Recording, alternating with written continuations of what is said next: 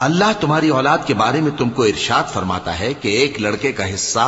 2 लड़कियों के हिस्से के बराबर है, और अगर औलाद मैयत सिर्फ लड़कियां ही हों, यानी 2 या 2 से ज्यादा, तो कुल तरके में उनका 2/3 है,